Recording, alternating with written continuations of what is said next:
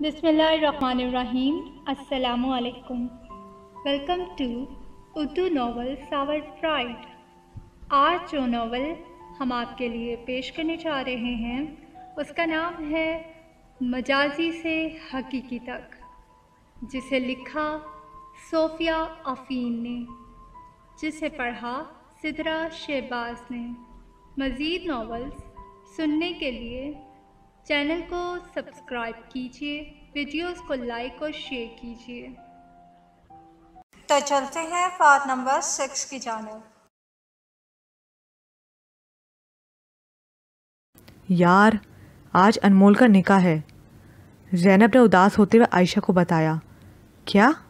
अनमोल का निकाह? इतनी अचानक? लेकिन अनमोल तो... आयशा चौंक गई और ये कहते हुए सोच में पड़ गई। मुबारक हो भाई।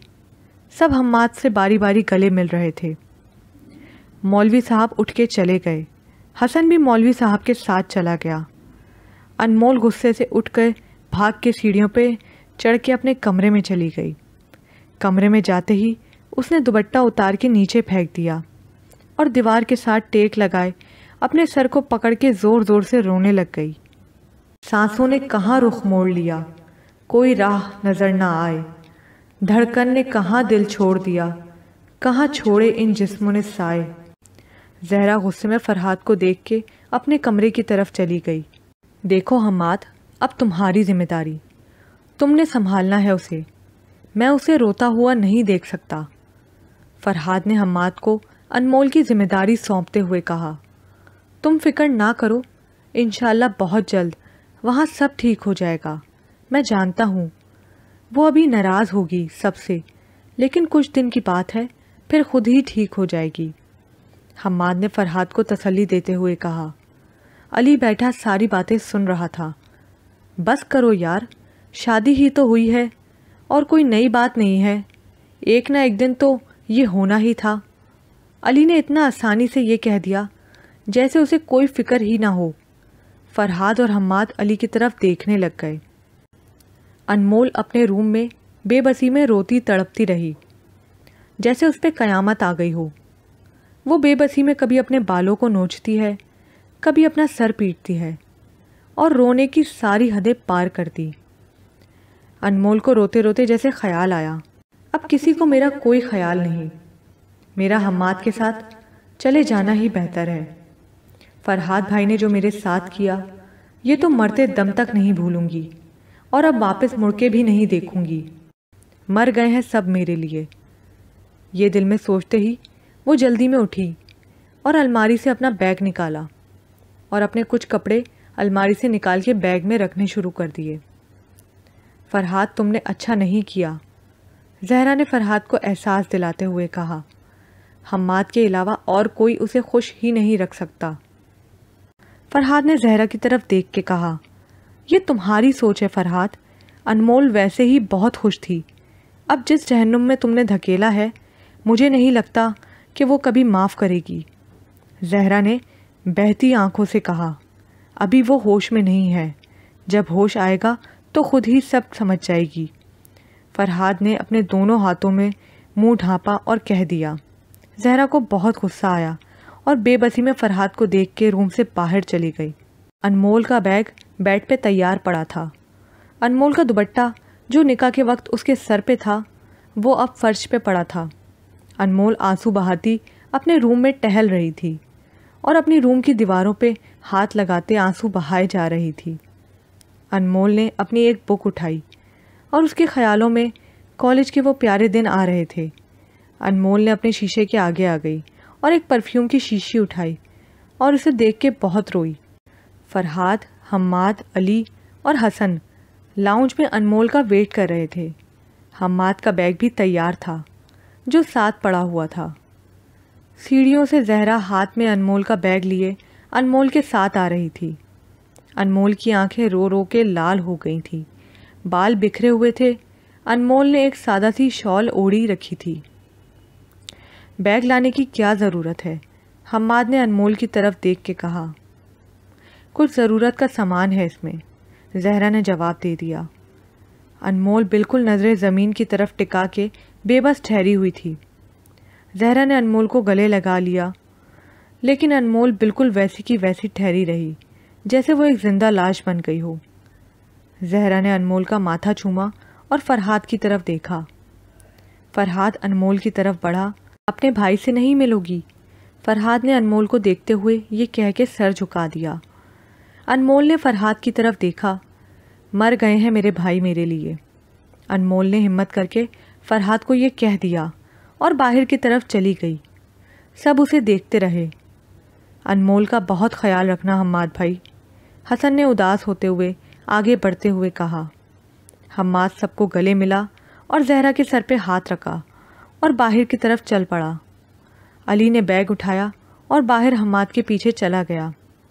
حماد نے دیکھا کہ انمول اس کی گاڑی میں پیچھے بیٹھی ہے۔ وہ مسکرایا۔ اسے بہت اچھا لگا تھا کہ آج پہلی بار انمول خود جا کے اس کی گاڑی میں بیٹھی تھی۔ وہ آگے بڑھا اور پچھلا دروازہ گاڑی کا کھولا۔ باہر آؤ انمول، یہاں آگے بیٹھو، یہ کہتے ہوئے اس نے آگے دروازہ کھولا انمول کے لیے۔ انمول کچھ سوچتے ہوئے خاموشی سے باہر آ کے آگے بیٹھ گئی۔ شاید وہ حماد سے بحث نہیں کرنا چاہ رہی تھی۔ حماد گاڑی میں بیٹھا اور وہ روانہ ہو گئے۔ وہ کچھ دیر خاموشی سے سفر کرتے رہے۔ پھر انمول کو خیال آنے لگے جب حماد نے اسے کہا تھا، حماد کو جو چیز پسند آ جائے وہ حاصل کر کے رہتا ہے۔ بار بار اسے حماد کی حرکتوں کے خیال آ رہے تھے۔ انمول کی آنکھوں سے ایک بار پھر آنسو آ گئے اور نفرت بھری آنکھوں سے حماد کی طرف دیکھا جو کہ مسکرا رہا تھا جیسے وہ بہت خوش ہو۔ بھائی، اتنی کیا جلدی تھی؟ کم سے کم انمول کو پیار سے سمجھا کے راضی ہی کر لیتے۔ اب پتہ نہیں وہ کیا سوچ رہی ہوگی، حسن نے شرمندہ لہجے میں فرحاد سے کہا۔ وہ دونوں لاؤنج میں بیٹھے اداسی میں انمول کو یاد کر رہے تھے۔ فرحاد خاموش بیٹھا رہا۔ حسن بے چینی میں اٹھ کے باہر چلا گیا۔ فرحاد نے ایک لمبا سانس لیا اور صوفے پہ سیدھا ہو کے بیٹھ گیا۔ فرحاد نے اپنی آنکھوں کو مسلا جو کہ نم تھیں اور آنکھیں بند کر کے سوچ میں بیٹھ گیا۔ کافی ٹائم سے وہ خاموشی سے سفر کرتے رہے۔ حماد کا فون بجا۔ ہاں جی، حماد نے فون کان سے لگاتے ہوئے کہا۔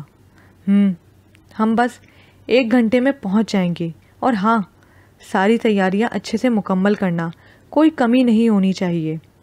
حماد نے انمول کی طرف دیکھتے ہوئے کہا۔ اوکے، یہ کہہ کے فون بند کر دیا۔ تم کیا بتا رہی تھی انمول کے بارے میں؟ معصومہ نے زینب سے سوال کیا۔ شادی ہو گئی اس کی، زینب نے عجیب سے لہجے میں کہا۔ کیا؟ یہ کیسی شادی؟ اتنی اچانک؟ معصومہ نے حیرت سے پوچھا۔ ہاں، فیملی پرابلم تھا ان کا، زینب نے سر جھکا کے اپنی فون اسکرین کو دیکھتے ہوئے کہا۔ عجیب ہے، پہلے بھائی کی شادی اتنی خاموشی سے اور اب انمول کی بھی، معصومہ نے زینب کو دیکھتے ہوئے کہا۔ زینب نے نفی میں سر ہلایا اور معصومہ کو عجیب نظروں سے دیکھ کے اپنے روم میں چلی گئی۔ اسے کیا ہوا؟ معصومہ زینب کو دیکھ کے بڑبڑائی۔ انمول شام ہونے کو تھی۔ حماد اور انمول گھر پہنچے۔ حماد کی گاڑی کے آگے گھر کا دروازہ کھل گیا۔ لان میں گاڑی رکی۔ انمول گاڑی سے اتری اور آس پاس دیکھا۔ سارا گھر پھولوں سے سجا ہوا تھا۔ زمین پر گلاب کے پھولوں کی سڑکیں بنی ہوئی تھی، صرف تھوڑی سی جگہ چلنے کے لیے چھوڑی ہوئی تھی۔ چلو اندر چلیں، حماد نے اندر کی طرف اشارہ کرتے ہوئے کہا۔ انمول خاموشی سے اور آہستہ قدموں سے آس پاس دیکھتے ہوئے آگے بڑھ رہی تھی۔ یہ پھول کتنے پیارے ہیں نا، بالکل میری انمول کی طرح، حماد نے انمول کو مسکراتے ہوئے کہا۔ انمول رکی اور پیچھے مڑ کے حماد کو دیکھنے لگ گئی۔ حماد نے ایک پھول اٹھایا اور تھوڑا آگے بڑھا۔ دیکھو کتنا ملائم ہے نا، اور اس کی خوشبو سونگھو، حماد نے انمول کی طرف ہاتھ بڑھاتے ہوئے کہا۔ انمول نے اپنا سر دوسری طرف جھٹک دیا۔ حماد نے اپنا ہاتھ پیچھے کر دیا۔ یہ نرم ملائم پھولوں کی قدر ہر کوئی نہیں جانتا حماد صاحب، ان کی قدر صرف وہی جانتا ہے جسے پیار محبت کرنے کا طریقہ آتا ہو، جو کسی کے احساس کی قدر کرنا جانتا ہو۔ تم جیسے گھٹیا لوگ ایسے نازک نرم ملائم پھولوں کو صرف پیروں تلے روننے کے لیے ہی استعمال کر سکتے ہو۔ یہ قدر کرتے ہیں پھولوں کی اب یہ پھول یہ سوکھ جائیں گے تو تم اسے پھینک دو گے۔ جو پیار کرتے ہیں وہ سوکھے پھولوں کی بھی قدر کرتے ہیں۔ انمول نے کافی ہمت سے 2 ٹوک جواب دیا، جس پر حماد لاجواب ہو گیا اور سر جھکا لیا۔ چلیں اندر، حماد نے انمول کو آہستہ لہجے میں کہا، اور وہ دونوں اندر چلے گئے۔ سلام بی بی جی، سلام صاحب جی۔ اندر جاتے ہی رانو نے سلام کیا دونوں کو۔ رانو حماد کے گھر میں کام کرتی تھی۔ وعلیکم السلام، حماد نے سلام کا جواب دیا، جبکہ انمول صرف سب طرف دیکھے جا رہی تھی۔ رانو، سامان اندر رکھوا دو، حماد نے رانو سے کہا۔ جی صاحب، یہ کہہ کے وہ باہر کی طرف چلی گئی۔ حماد انمول کو دیکھتے ہوئے آگے چل پڑا اور انمول بھی پیچھے چلی گئی آہستہ سے۔ یہ ہے تمہارا روم، جاؤ اندر، ہاتھ کے اشارے سے انمول کو اندر جانے کے لیے کہا۔ انمول حماد کی طرف دیکھتے ہوئے اندر چلی جاتی ہے اور اندر جاتے ہی روم میں آس پاس پڑی چیزوں کو عجیب نظروں سے دیکھی جاتی ہے۔ رانو اندر آ جاتی ہے اور انمول شیشے کے آگے پڑی چیزوں کو دیکھ رہی ہوتی ہے۔ بی بی جی، آپ کا سامان کہاں رکھوں؟ رانو بیگ ہاتھ میں لیے کہا۔ انمول رانو کی طرف متوجہ ہوئی اور اس کی طرف آگے بڑھی۔ کب سے یہاں کام کرتی ہو؟ انمول نے رانو سے سوال کیا۔ جی بی بی جی، 10 سال سے، رانو نے انمول کے سوال پر حیرت سے جواب دیا۔ شادی ہو گئی ہے تمہاری؟ انمول نے اپنے بیگ کو سائڈ پہ کرتے ہوئے پوچھا۔ جی بی بی، ایک بیٹا ہے میرا، رانو نے جواب دیا۔ اچھا، اور اس گھر میں اور کون کون رہتا ہے؟ انمول نے آس پاس روم کو دیکھتے ہوئے سوال کیا۔ میں بتاتا ہوں نا، حماد نے اندر آتے ہی فوراً سے کہہ دیا۔ حماد کافی مسکرا رہا تھا، جیسے وہ بہت خوش ہو۔ جاؤ رانو، اور رات کے لیے سارا انتظام پورا کرو، حماد نے آتے ہی رانو کو کہہ دیا۔ رانو باہر چلی گئی۔ کوئی تماشا کرنے کی ضرورت نہیں ہے، انمول نے بہت غصے سے منہ پھیر کے کہا۔ حماد بیڈ پہ بیٹھ گیا اور خاموشی سے اپنی گھڑی اتارنے لگا۔ اچھا چلو، جیسا تم کہو، حماد بیڈ پہ لیٹتے ہوئے کہا۔ انمول بہت غصے سے حماد کو دیکھ رہی تھی۔ یہ میرا روم ہے نا، تو تم یہاں کیا کر رہے ہو؟ انمول کو جیسے اچھا نہ لگا ہو حماد کا بیڈ پہ لیٹنا۔ کیا مطلب ہے اس بات کا؟ حماد نے سر اٹھا کے کہا۔ مطلب تم اچھی طرح سے جانتے ہو، اتنے بچے بھی نہیں ہو کہ ہر بات بتانی پڑے، انمول نے کافی سخت لہجے میں کہا۔ حماد بیڈ سے کھڑا ہو گیا اور انمول کے قریب آ گیا۔ نہیں تو کیا کر لو گی؟ حماد یہ کہتے ہوئے انمول کے اور قریب آتا گیا، جبکہ انمول پیچھے کو جا رہی تھی، یہاں تک کہ انمول دیوار کے ساتھ جا لگی۔ حماد نے ایک ہاتھ سے دیوار کا سہارا لیا اور انمول کی طرف دیکھنے لگا۔ بتاؤ کیا کر لو گی؟ حماد نے دھیمی آواز اور سخت لہجے میں پوچھا۔ انمول جو کہ بہت گھبرائی ہوئی تھی، اس نے اپنے دونوں ہاتھوں سے حماد کو زور سے دھکا دیا۔ تم جیسے گندے انسان کا کوئی کچھ نہیں کر سکتا، ابھی تم مہربانی کرو اور یہاں سے چلے جاؤ، انمول نے گھبرائی ہوئی کپکپی آواز میں کہا۔ میں اسی کمرے میں رہوں گا تمہارے ساتھ، حماد نے انمول کے ہاتھ سے پکڑتے ہوئے کہا۔ حماد نے پورے زور سے انمول کا ہاتھ پکڑا ہوا تھا۔ حماد کا لہجہ بہت سخت تھا۔ حماد چھوڑو، مجھے درد ہو رہا ہے، انمول نے گھبراتے ہوئے کہا۔ انمول کی آنکھوں سے آنسو بہنے لگے۔ حماد کھڑا مسکراتا رہا۔ انمول نے بہت کوشش کی اپنا ہاتھ چھڑانے کی۔ حماد ایک جھٹکے سے انمول کا ہاتھ چھوڑا کہ انمول بیڈ پہ جا گری اور انمول کے سارے بال منہ پہ بکھرے پڑے تھے۔ وہ بیڈ پہ پڑی روتی رہی اور حماد کھڑا اسے دیکھتا رہا۔ فرحاد، یہ تم نے کیا کر دیا؟ زہرا نے روتے ہوئے فرحاد کے قدموں میں بیٹھے ہوئے اس کے ہاتھ پکڑ کے روتے ہوئے کہہ رہی تھی۔ یار بس کر دو زہرا، کب تک یہ کرتی رہو گی؟ کیوں پریشان ہوتی ہو؟ حماد بہت خیال رکھے گا اس کا، فرحاد نے تسلی دیتے ہوئے کہا۔ زہرا کھڑی ہو گئی اور ٹینشن نے سر پکڑ کے فرحاد کی طرف دیکھا اور روم سے باہر چلی گئی۔ کھانے پہ کیوں نہیں آئی تم؟ حماد نے روم میں آتے ہی انمول سے سوال کیا۔ بھوک نہیں مجھے، انمول نے بیڈ پہ بیٹھے نظریں جھکائے جواب دیا۔ حماد کو بہت غصہ آیا۔ اور وہ آ کے انمول کے پاس بیٹھ گیا۔ دیکھو انمول، یہ تماشا روز روز نہیں چلے گا۔ اب تم میری بیوی ہو اور اب جو میں کہوں گا تمہیں وہی کرنا ہوگا۔ ایکسکیوز می مسٹر حماد، میں تمہاری بیوی ہوں، کوئی غلام نہیں کہ آپ جو کہو گے وہ مان لوں گی۔ میری مرضی، میں جو بھی کروں، اس سے آپ کو کوئی فرق نہیں پڑنا چاہیے۔ انمول نے بنا ڈرے یہ سب کہہ دیا۔ حماد انمول کی طرف دیکھ رہا تھا۔ اور ہاں، زیادہ خوش فہمی میں مت رہنا، میرا وجود یہاں ہے تمہارے پاس، لیکن میری روح آج بھی اس کے پاس ہے، میرے دل میں آج بھی صرف وہ ہے، تم اس کی جگہ نہیں لے سکتے، کبھی بھی نہیں۔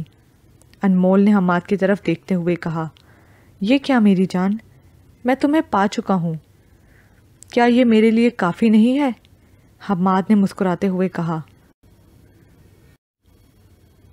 نہیں حماد صاحب، تم نے مجھے پایا نہیں بلکہ حاصل کیا ہے، اور شاید تم یہ نہیں جانتے کہ پا لینے میں اور حاصل کرنے میں فرق ہوتا ہے۔ انمول یہ کہہ کے اپنا تکیہ بیڈ سے اٹھا کے صوفے پہ جا کے سو گئی۔ لائٹ آف کر دینا، انمول یہ کہہ کے سو گئی۔ حماد کی آنکھیں نم ہو گئیں اور وہ انمول کی طرف دیکھے پیار سے مسکرا رہا تھا۔ رانو، رانو کہاں ہو تم؟ سہرش نے صبح صبح آواز لگائی۔ سہرش حماد کی کزن تھی جو بچپن سے حماد کی فیملی کے ساتھ رہتی تھی۔ جی بی بی، رانو کچن سے باہر نکلی۔ بھابھی کہاں ہیں؟ سہرش نے پوچھا۔